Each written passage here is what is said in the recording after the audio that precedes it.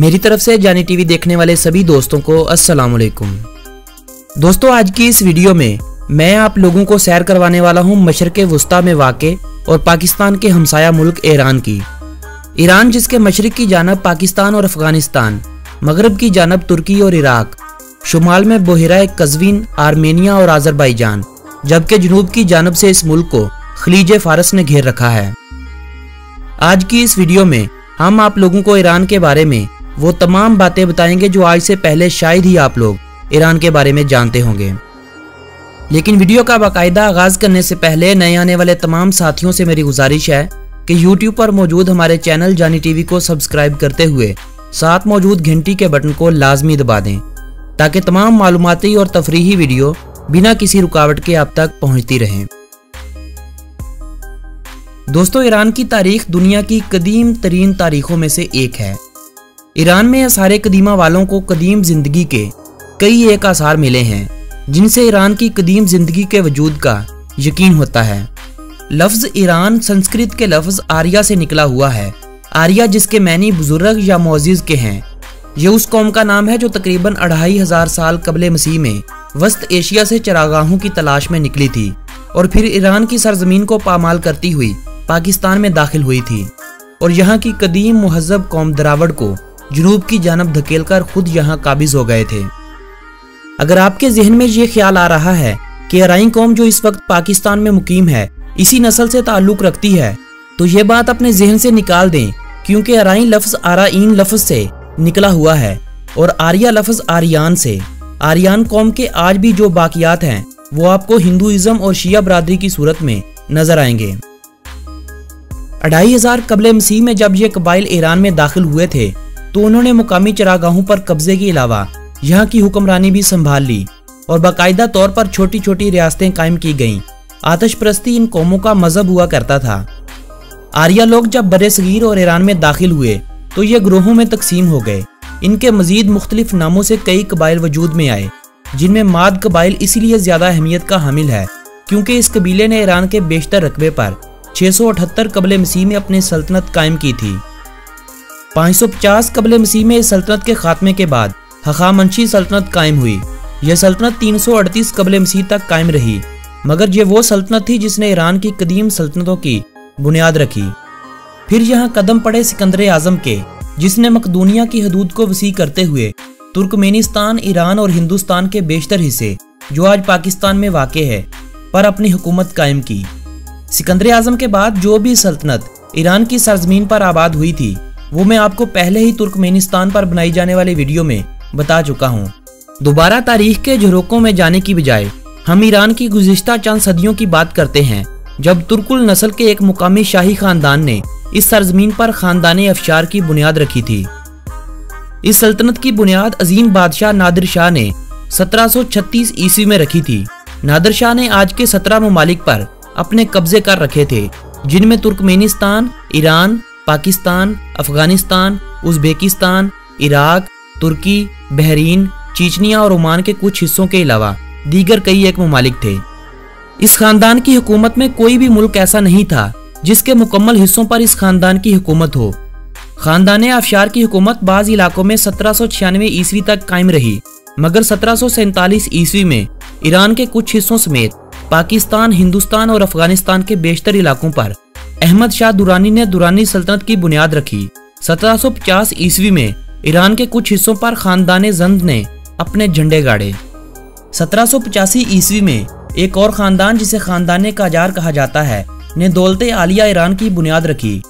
इस खानदान ने बहुत ही जल्द ईरान के बेशतर हिस्सों पर अपनी हुकूमत कायम कर ली और 1925 ईस्वी तक अपनी हुकूमत ईरान की इस सरजमीन पर कायम रखी। 1725 ईस्वी में ईरान के कुछ हिस्सों पर रूसी सल्तनत भी कायम की गई थी, लेकिन ये कुछ ही सालों बाद दोबारा से मुसलमानों के कब्जे में वापस चला गया था।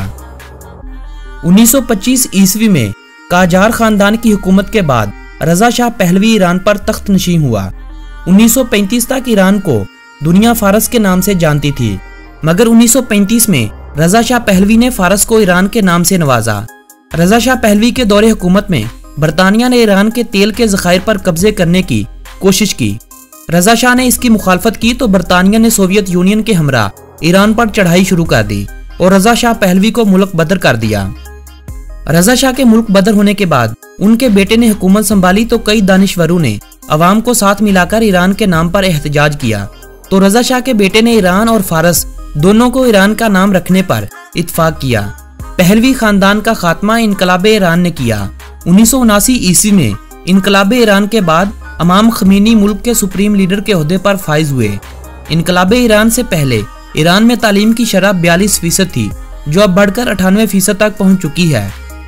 इनकलाबे ईरान ने जहां ईरान में खवातीन को उनके मुकम्मल हुकूक दे दिए, वहीं इस कायम होने वाली हुकूमत ने अवाम को बेशुमार फवायद दिए। इस इनकलाब का मकसद ईरान में शिया हुकूमत का क़याम था। इनकलाब के बाद ईरान का मुकम्मल नाम इस्लामी जमहूरिया ईरान रख दिया गया। यूं ईरान की तारीख की अगर हम बात करें तो ईरान दुनिया के उन ममालिक में से एक है जहां किसी भी मगरबी ताकत ने अपना ज्यादा असर नहीं दिखाया है। ईरान में कायम होने वाली सभी सल्तनतें ईरानी फरमारवाओं की जानिब से थीं। जो एक दो सल्तनतें ईरान से बाहर से वजूद में आई थीं, वो ईरान के कुछ ही हिस्सों पर कुछ ही सालों में वजूद में आई थीं और फिर खत्म हो गईं।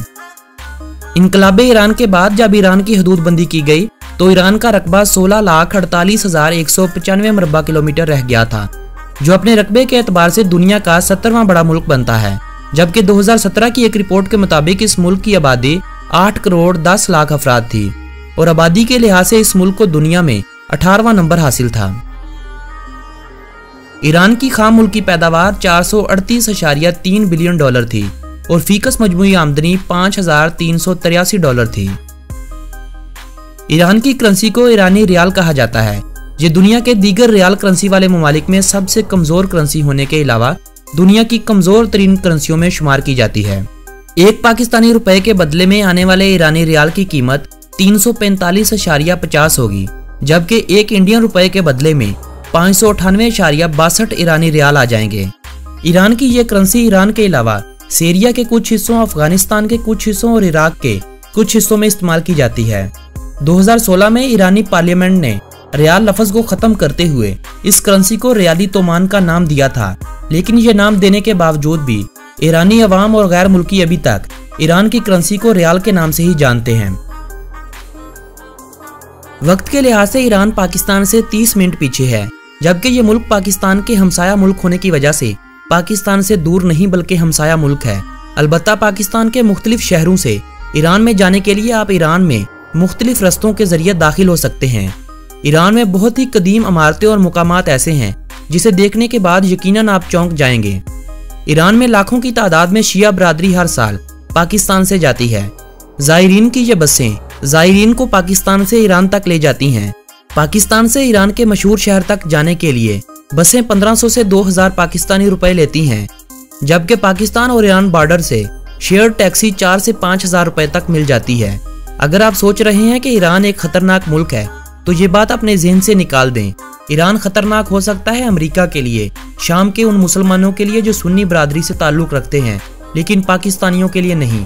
पाकिस्तान से जाने वाले ज़ायरीन की बसों पर कई बार धमाके भी हो चुके हैं, जिनमें सैकड़ों की तादाद में ज़ायरीन अल्लाह को भी प्यारे हो चुके हैं। इसलिए मेरा हर पाकिस्तानी को मशवरा है जो ईरान में उन मकामात पर जाना चाहता है तो कभी भी ज़ायरीन की बसों में ना जाए, बल्कि वो आजकल या ऐसे दिनों में जाए जब वहाँ किसी भी मजलिस का एहतमाम ना हो। ईरान का वीज़ा आपको 1 या 2 दिनों के इंतज़ार के बाद और 6500 फीस अदा करने के बाद मिल जाएगा, जिसमें आप 1 माह तक ईरान में जाकर क़याम कर सकते हैं। +98 ईरान का कॉलिंग कोड और IR इस मुल्क का डोमेन नेम है। ईरान अब मुकम्मल तौर पर एटमी ताकत बन चुका है। अमेरिका और इसके हवारियों को मिर्चें लगी हुई हैं, इसीलिए पिछली 2 दहाइयों से ज्यादा का अरसा गुजर जाने के बावजूद भी ईरान से पाबंदियां नहीं उठाई गईं। ईरान को एटमी ताकत बनने में पाकिस्तान ने ईरान की भरपूर मदद की है। दुनिया में इसराइल और ईरान वो वाहिद मुल्क हैं जो एटमी ताकतें तो बन चुके हैं, मगर अभी तक बाकायदा तौर पर इन ममालिक ने अपने आप को एटमी ताकत साबित नहीं किया है। इसराइल पर आज तक एक भी पाबंदी नहीं लगाई गई है, जबकि तमाम तार पाबंदियां ईरान पर ही लगाई जाती रही हैं। इन पाबंदियों में ईरान का दीगर ममालिक के साथ लेन देन यानी तजारत सबसे पहला अमल था, जिस पर आलमी ताकतों की जानब से पाबंदियां लगाई गई थी। इस अरसे में ईरान ने खुद को इस कदर खुद कफील किया है कि अब इसे किसी मुल्क से कोई भी चीज लेने की जरूरत नहीं है। ईरान एक मुतहर्रिक जल्जले की पट्टी पर वाक़ है। इसी वजह से आए दिन कोई ना कोई जल्जला आता रहता है।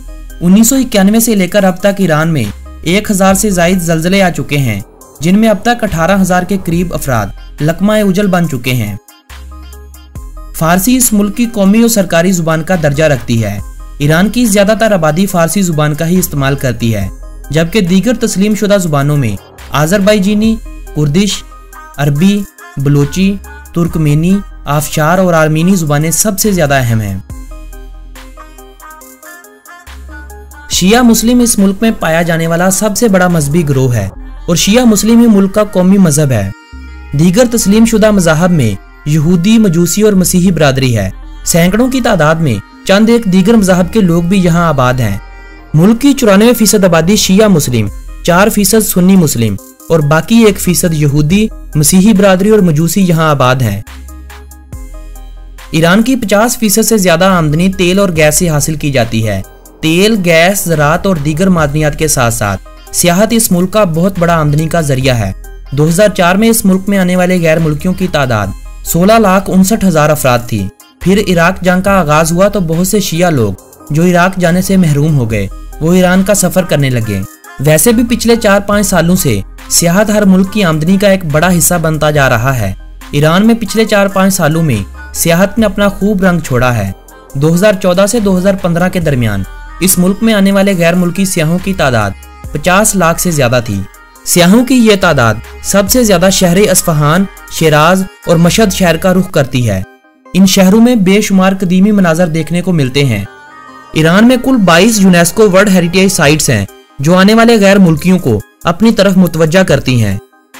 ईरान में आने वाले सियाहों में 10% से ज्यादा का ताल्लुक यूरोपीय यूनियन या अमेरिका के ममालिक से होता है, जबकि बाकी एशिया से, जिनमें पाकिस्तान, भारत, इराक, तुर्कमेनिस्तान और अफगानिस्तान अहम तरीन ममालिक हैं। पाकिस्तान से ईरान जाने के लिए एक तो वीजा बआसानी मिल जाता है और दूसरा ईरान कोई ज्यादा महंगा मुल्क नहीं है। आप 30 से 40 हजार रुपए में ईरान में 10 दिन से ज्यादा सैरो तफरीह करके आ सकते हैं। मेरे ख्याल में कम सरमाए पर सफर करने वालों और तारीख में दिलचस्पी रखने वालों के लिए ईरान एक बेहतरीन जगह है।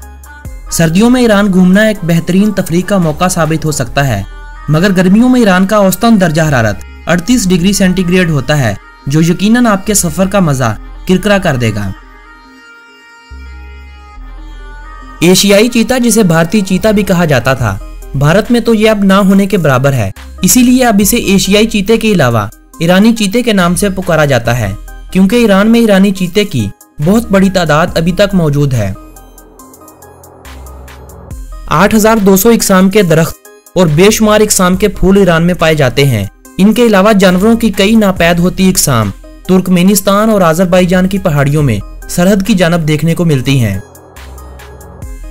ईरान को पोलो खेल का बर्थ प्लेस भी कहा जाता है, जो 500 कबले मसीह में सबसे पहले ईरान में ही खेली गई थी।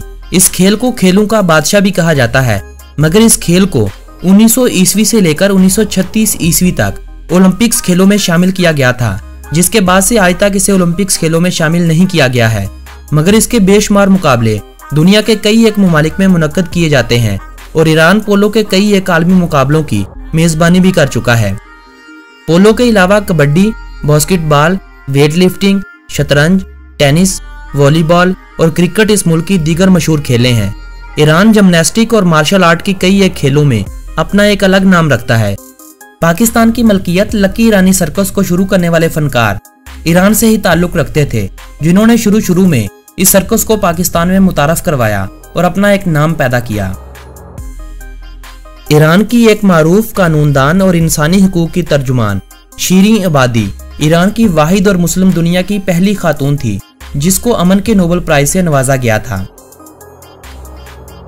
ईरान का साबका सदर महमूद अहमदीनजाद गैर मुल्की जो ईरान में काम करते हैं, उनके नजदीक तो बहुत अच्छे इंसान थे, मगर ईरानी अवाम इनको इस कदर अच्छा नहीं समझती थी, क्योंकि महमूद अहमदीनजाद ने ईरानी कौम पर इनकलाब ईरान के बाद से जो वजीफा मुकर्रर किया गया था, उसे कम करके वही पैसा मुल्क को एटमी ताकत बनाने पर लगा दिया था।